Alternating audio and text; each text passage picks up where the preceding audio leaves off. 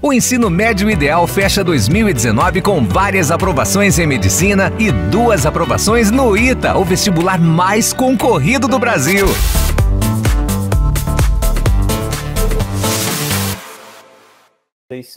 Seguinte, dando continuidade aí às nossas aulas sobre literatura, na sequência, né, dos períodos literários, nós entramos agora num período que é o chamado parnasianismo. Tá? Eu faço uma pequena inversão aqui, tomo essa liberdade de fazer essa pequena inversão, porque o parnasianismo é um conteúdo mais tranquilo, né, mais fácil de lidar. Ele acontece no mesmo período que o realismo no Brasil. Tá? Eu já vou explicar melhor um pouquinho disso. Normalmente, as apostilas, as obras, os sites e os materiais didáticos trabalham o realismo antes do parnasianismo, tá? Só que eles são períodos concomitantes, então não há problema nenhum a gente fazer essa inversão aí, tá? Então eles acontecem ao mesmo tempo, esses 2 períodos. Então, primeiro, o que foi o parnasianismo, gente? O próprio nome, e como vocês podem ver aí nessa primeira imagem, né, faz uma referência clara à Grécia Antiga, tá? O nome vem do Monte Parnaso, na Grécia, que, reza a lenda, era habitada pelo deus Apolo. E é onde os poetas iam para escrever. Então era um local de inspiração. Eles acreditavam que ali viviam musas e que ali era um local próprio, propício para a escrita da poesia, para a escrita de textos líricos. E aí nós já entramos na primeira característica do parnasianismo, que é fazer referência ou fazer uma retomada à antiguidade clássica. Então é ver as características que a gente já trabalhou lá no passado do classicismo ou do neoclassicismo e pegar essas características e trazer para dentro da obra. Então é comum dentro do parnasianismo referências à Grécia e à Roma antiga. Tá? Então as referências ao clássico são extremamente comuns aqui. Beleza? E o que o clássico buscava? Buscava perfeição, buscava equilíbrio, buscava racionalidade. Então a gente já percebe que vai ser um movimento que não vai ser dotado de subjetividade. Vai ser um movimento que, apesar de lírico, vai tender ao objetivismo. E como que é o objetivismo dentro da literatura, gente? É descrição. É simplesmente descrição. Você descreve o objeto sem que você demonstre nenhum sentimento, nenhum tipo de sentimento em relação àquilo, tá? Então, quando a gente for ver a análise dos poemas ali, vocês vão perceber um pouquinho melhor como que isso funciona, beleza? Vamos lá para as características, e aí vocês vão entendendo aos pouquinhos, tá? O parnasianismo, como que ele se constrói. Então, gente, primeiro item aqui que vocês têm que lembrar é que o parnasianismo ele é um movimento exclusivamente lírico, ou seja, não há textos narrativos, beleza? Por quê? Porque o período que vai ter textos narrativos aqui, nessa época, é o realismo, ok? Então, nós estávamos vendo lá o romantismo. Dentro do romantismo, nós tínhamos os textos em prosa e os textos líricos, beleza? Agora, a gente entra num período em que há um desdobramento. Os textos em prosa vão seguir o movimento do realismo-naturalismo, que é um assunto para a próxima aula, e os textos líricos vão seguir a tendência do parnasianismo, beleza? Então, um movimento exclusivamente lírico que começa no Brasil com a publicação de Fanfarras do Teófilo Dias em 1881. E uma das máximas desse movimento era a questão da arte pela arte. Então, eles viam o fazer poético como um fim em si mesmo. Então, eles não iam fazer arte por uma questão política, ou para falar de amor, ou para falar de saudade, ou para demonstrar sentimento, ou para falar de um problema social. Não, eles estavam completamente isolados do mundo. Eles viam a arte como seu objeto em si. Então, a gente já percebe por aí, vocês lembram lá das figuras de linguagem, das funções da linguagem, que a gente tem aí a metalinguagem como uma das premissas. Então, o fazer poético falando sobre o próprio fazer poético. Então é muito comum no parnasianismo você descrever objetos artísticos, né? Então um vaso grego, ou o próprio trabalho do poeta, ou o fazer uma joia, assim por diante, beleza? Então, obviamente que eles vão privilegiar por uma perfeição formal, porque eles querem que o poema seja o mais perfeito possível. Então eles fazem um poema com o uso equilibrado de métrica, de estrofes, de rimas. E como é que isso acontece? Uso do soneto, predominantemente, né? 2 quartetos, 2 tercetos ali, todos os poemas metrificados, então todos eles, vocês não vão encontrar no parnasianismo poemas com versos livres, tá? Então são poemas que vão seguir uma métrica rigorosa, e geralmente essa métrica é decassílabo ou dodecassílabo, que são as métricas mais clássicas, e todos eles rimados, então você também não encontra versos brancos. E aqui tem mais uma característica que é importante, que é vocês lembrarem que as rimas aqui não é qualquer rima, aqui as rimas vão ser rimas ricas, raras ou preciosas.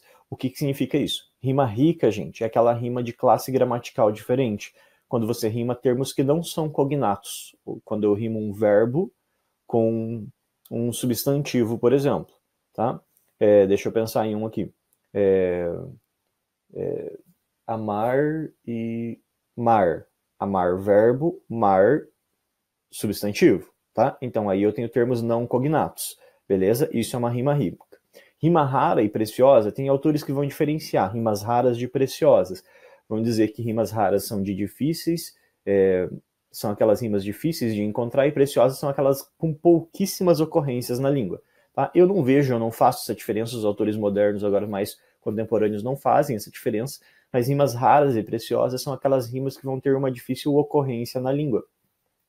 Por exemplo, como que eu rimo, achem uma rima para tórax, tá? Vocês vão perceber que é extremamente difícil você achar essa rima. Agora, amar, você acha 50 bilhões de rimas para o verbo amar, tá? E além disso, a predominância do soneto, como eu já falei ali, e aqui no Brasil a gente tem esses três autores de destaque, Olavo Bilac, o Raimundo Correia e o Alberto de Oliveira, tá? A gente vai ver aqui agora alguns poemas, e a gente vai fazendo a análise desses poemas, e isso vai facilitando um pouquinho o entendimento sobre o período literário. Tranquilos? Então, o primeiro poeminha aqui, que é A um Poeta, do Olavo Bilac, reparem que já pela forma aí vocês conseguem ver que é um soneto, tá? Então ele vai falar assim: longe do estéril turbilhão da rua, Beneditino escreve, no aconchego do claustro, na paciência e no sossego, trabalha e teima e lima e sofre sua. Então já vamos fazer uma análise aqui dessa primeira estrofe, desse primeiro quarteto. Longe do estéril turbilhão da rua, ou seja, longe de tudo que está acontecendo lá fora, dos problemas sociais, longe das crises, etc. Beneditino escreve. Então, olha, aqui já entrou a metalinguagem, beleza? Está mostrando, o eu lírico está falando que é alguém que está escrevendo. Então, a arte pela arte, tá? No aconchego do claustro. E aqui a gente tem uma outra figura de linguagem que é chamado enjambement, ou encadeamento, que é quando o verso começa, ele não termina na linha dele, mas ele tem uma continuidade no verso de baixo. Porque, ó, longe do estéril turbilhão da rua, eu tenho aqui uma oração, uma locução adverbial, né, de lugar, tá? E ela não tem continuidade no verso de baixo. Agora, Beneditino escreve no aconchego, e o complemento de aconchego está embaixo. Então, olha lá, no aconchego do claustro. Então, reparem que aqui a gente tem um enjambement, tá? Na paciência e no sossego, trabalha e teima e lima e sofre e sua. E aqui a gente tem uma enumeração quase que uma gradação, né? Vocês lembram lá das figuras de linguagem, né? E por que tem essa gradação, essa numeração aqui? Para dar a ideia de que o fazer poético não é um fazer simples.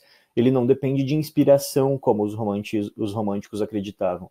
Ele depende de trabalho, né? E trabalha, e teima, e lima, e sofre, e sua. E aí deixo o desafio para vocês, inclusive, de tentar fazer aí na casinha de vocês uma estrofe que seja parnasiana, ou seja, uma estrofe, um quarteto, rimado, e com o mesmo número de sílabas poéticas. E vocês vão ver que isso é extremamente difícil. Porque se você faz bater a rima, às vezes não bate a métrica, daí você tem que mudar a palavra, aí mudou a palavra, não bateu mais a rima, daí você tem que mudar o verso anterior, e assim você vai trabalhando de uma forma quase que a lapidar esse poema. É muito comum eles fazerem referência do parnasianismo do poema como uma pedra preciosa, ou como um pedaço de pedra ou de madeira ou qualquer coisa que vai ser entalhado, e dali vai sair algo algo precioso, tá? Algo valioso. Então você pega lá uma pedra bruta que é feia, né? E você começa a dar forma ali, né? Quase que no trabalho de um escultor é comum essa comparação do poeta como um escultor, tá?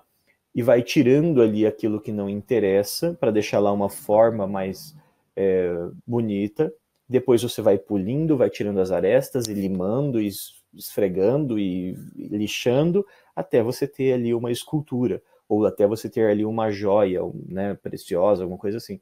E é o próprio poema. Então você tem na língua portuguesa uma série de palavras, você tem que escolher aquelas palavras mais bonitas, as melhores, estruturar isso num poema, e depois você vai fazendo, batendo a métrica, batendo a rima, tá? E melhorando esse poema aos poucos até dar a forma que aparece aqui, tá? Mas que na forma se disfarce o emprego do esforço, e a trama viva se construa de tal modo que a imagem fique nua, rica, mas sóbria como um templo grego. Então, olha só, e depois que esse poema estiver pronto, você não vai ver todo esse trabalho que o poeta teve. Você vai só ver algo grandioso, que é o poema em si. Então, grandioso, rico, mas ao mesmo tempo sóbrio, equilibrado, sem sentimentalismo, sem saudosismos e amores e etc. Tá? Não se mostre na fábrica o suplício do mestre e, natural, o efeito agrade, sem lembrar os andaimes do edifício. Então, gente, pensa num prédio em construção. É feio, você vê lá o andaime, o tijolo, o operário e etc, né? Mas quando ele ficar pronto e bonito, você fala, nossa, que prédio bonito. E você sequer lembra de quando ele estava em construção. Então, o importante é o poema pronto depois, e não o processo em si, apesar de ser um processo trabalhoso, né? Porque a beleza, gêmea da verdade, arte pura, inimiga do artifício, é a força e a graça na simplicidade. Então, olha só que legal. Ele traz beleza e verdade em letras maiúsculas. Lembrem que eles fazem referência à Grécia Antiga e que na Grécia, beleza e verdade são deidades, ok? São figuras que não são simplesmente substantivos, tá? São seres existentes. Você tem a representação da beleza enquanto uma deusa e a representação da verdade enquanto uma deusa. Beleza? Então, porque a beleza gêmea da verdade, ou seja, quando eu estou fazendo um poema para que o meu poema seja belo, eu preciso falar a verdade, eu não posso mentir, ok? Então o subjetivismo está de lado, porque quando os poetas românticos lá falam em morte por amor ou escapar por meio da morte, eles estão mentindo, porque quantos poetas de fato praticavam isso? Tá? Então há lá um fingimento poético, ou mesmo lá no parnasianismo, há um fingimento poético, coisa que aqui não existe. Tá? A arte pura, inimiga do artifício. E o que é o artifício? Algo que é falso. É a força e a graça na simplicidade. Beleza? Vamos para o próximo. O Incêndio de Roma. Esse é um poeminha que cai no vestibular da UniOeste. Os dois próximos aqui são poemas que caem no vestibular da UniOeste. Tá? Vocês vão ver que ele é extremamente descritivo e fazendo uma referência aqui à Roma antiga, né? Raiava o incêndio, a roir soltas desconjuntadas as muralhas de pedra, o espaço adormecido, de eco em eco, acordando ao medonho estampido, como a um sopro fatal rolam esfaceladas. Então reparem que ele está apenas, o eu lírico está apenas descrevendo aqui um incêndio, né? E os templos, os museus, o Capitólio erguido, em mármore frígio, o foro, as eretas arcadas, dos aquedutos, tudo as garras inflamadas do incêndio cingem, tudo esboroa-se partido. E aí reparem que aqui a gente já consegue fazer uma referência. Capitólio, o foro, tá? Então a gente já começa a perceber aqui que ele está falando de um contexto romano, ou seja, de um contexto clássico. Então o incêndio em um contexto romano. Longe, reverberando o clarão purpurino, arde em chamas o Tibre e acende-se o horizonte, impassível, porém no Alto Palatino. Então o Tibre, já mais uma referência aqui, tá? É um rio em Roma. O Alto Palatino, o monte também, também fazendo uma referência a Roma. Nero, com o manto negro ondeando ao ombro a soma, entre os libertos e ébrio, engrinaldada a fronte, lira em punho, celebra a destruição de Roma. Então reparem que ele está descrevendo um episódio histórico, tá? Vocês já devem ter visto isso lá na aula de história, que reza a lenda que Nero teria colocado fogo em Roma, porque ele queria reconstruir uma parte da cidade que era feita em madeira e era feia, e ele queria erguer tudo em pedra e tijolo e etc. e o Senado foi contra a decisão dele. Então, ele se achando no direito, ou achando que aquilo não poderia ficar como estava, ele foi lá e mandou queimar tudo, porque daí ele podia erguer da forma que ele quisesse. Tá? E aí diz que ele ficou lá, né, no alto do monte, lá, celebrando a destruição de Roma com uma lira na mão. Isso é uma das versões da história, tá, gente? A outra versão, ou a mais aceita atualmente, diz que Nero sequer estava em Roma nesse período, e que incêndios nessa época era extremamente comum, porque as casas eram feitas de madeira, e os cidadãos faziam fogo dentro das suas casas para se aquecer. E então esses incêndios eram comuns, e como a madeira queima muito rápido, foi um incêndio que se propagou de uma forma muito rápida, se alastrou, e eles não conseguiram controlar e queimou boa parte da cidade, ou a parte de madeira da cidade ali, beleza? Então é uma referência clara aqui a um período clássico, que é o período romano, ok? Então, extremamente descritivo, né, sem subjetividade nem nada, só mostrando um trecho histórico. Então, o retrato de um trecho histórico da antiguidade clássica. Vocês devem ter reparado aí no vocabulário. O vocabulário não é um vocabulário simples, a linguagem não é uma linguagem simples, a linguagem parnasiana ela trabalha com inversões sintáticas, com vocabulário elaborado, né? É até comum quando a gente fala que o aluno tem uma linguagem muito difícil de ler, ou uma linguagem com palavras muito rebuscadas, etc., a gente fala que é uma linguagem parnasiana, tá? Porque o parnasianismo gosta de buscar essas palavras difíceis, etc. E vamos para o nosso último poeminha aqui, Remorso. E aí vocês vão ver que o nome já diz algo completamente diferente. Eu estava dizendo que parnasianismo não vai falar de sentimentalismo, não vai falar de sentimento, etc. E aqui já começa o poema com o título Remorso, né? Que é um sentimento. Aí ele começa assim: às vezes uma dor me desespera nestas ânsias e dúvidas em que ando. Cismo e padeço neste outono quando calculo que perdi na primavera. E reparem que o tom já é completamente diferente. E eu já vou dizer por quê. O Olavo Bilac, dentro do parnasianismo, ele tem essa diferenciação, tá? Ele, né, quando jovem, escrevia ali esses poemas com características muito voltadas a arte pela arte, a buscar uma perfeição e etc. Só que conforme ele vai envelhecendo e percebendo outras poesias que surgem, né, e percebendo que ele fez poema objetivo a vida inteira, descrevendo coisa a vida inteira, e deixou de lado algo extremamente importante, tá? Para que a poesia serve? Para você expressar aquilo que está guardado de mais íntimo em você. E ele não fez isso, tá? Então, olha só, por isso que às vezes uma dor me desespera, nessas ânsias e dúvidas em que ando.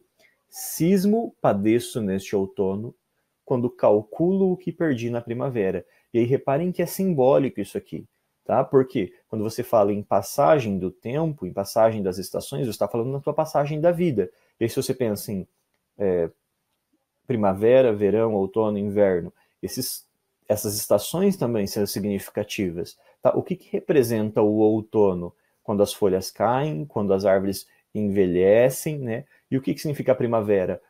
O rejuvenescer, o aflorar, o nascer das flores e das plantas, tá? Então, cismo e padeço neste outono, quando calculo o que perdi na primavera. Então, ou seja, agora, no outono, no momento da velhice, eu choro pelo que eu não fiz na juventude. Olha lá, versos e amores sufoquei calando, sem os gozar numa explosão sincera. Ah, mas sem vidas com que ardor quisera, mais viver, mais penar e amar cantando. E aí lembrem que quando a gente fala, quando o lírico fala em canto, dentro da poesia, ele está falando do fazer poético. Então o cantando aqui é fazendo poemas, beleza? Sinto o que desperdicei na juventude, choro neste começo de velhice, Marte da hipocrisia ou da virtude. Por que Marte da hipocrisia ou da virtude? Porque ele sacrificou a sua vida por conta de um fazer poético que ele não acreditava, mas que pretendia ser virtuoso. O que é ser virtuoso, né? É tentar demonstrar muita habilidade naquilo que se faz. Então você esquece dentro da arte o dado social, você esquece o dado ideológico e vai somente para o dado estético. Você se preocupa apenas com a estética e deixa o ideológico e o social de lado. Tá? Os beijos que não tive por tolice, por timidez, o que sofrer não pude, e por pudor, os versos que não disse. Então, bonito e ao mesmo tempo triste, tá? Porque você percebe que é um ser rancoroso, com remorso de fato, porque ele percebeu que passou uma vida fazendo poemas que não serviam para nada, poemas que para ele não representavam o que ele queria e não tinham a função, que seria a função da arte, que é nos libertar, que é nos salvar, que é fazer com que a nossa existência se torne mais palpável e mais tranquila e menos agonizante, sei lá. Beleza, como pretendiam os românticos. Tranquilo, gente? Então, por hoje é isso. Até a próxima. Na próxima aula a gente começa aí a falar um pouquinho sobre o realismo e naturalismo no Brasil. E vamos dando sequência aí, beleza? Falou, gente? O ensino médio ideal fecha 2019 com várias aprovações em medicina e 2 aprovações no ITA, o vestibular mais concorrido do Brasil.